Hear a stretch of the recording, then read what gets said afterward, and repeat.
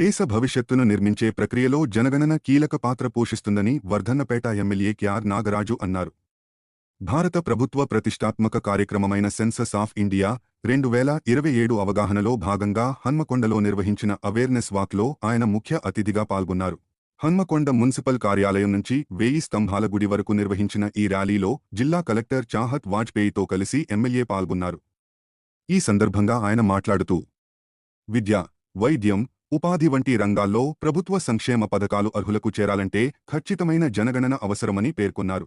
ప్రతి పౌరుడు స్వచ్ఛందంగా సరైన సమాచారాన్ని అందించి దేశాభివృద్ధిలో భాగస్వాములు కావాలని కోరారు.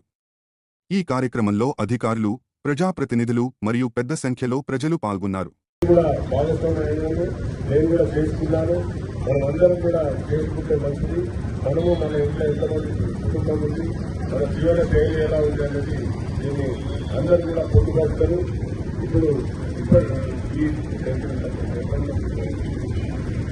మొత్తం ఈ నెల 10వ తారీఖు నుండి మన ప్రతి ఇంటికి జనగణన చేయడానికి మన యొక్క ఎమ్మెల్యేటర్స్ అంటే ప్రతి యొక్క జనగణనను వారు నమోదు చేస్తారు. కాబట్టి అందరూ కూడా వాలంటీర్గా పార్టిసిపేట్ చేయాలి.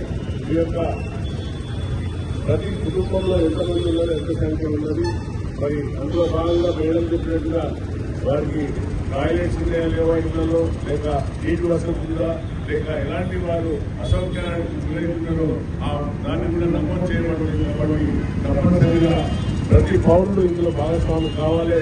మరి మీరు కానీ ఇందులో భాగస్వామి కాకుంటే రేపు రాబోయే ఎలక్షన్లో మీకు ఇబ్బంది కలుగుతుంది.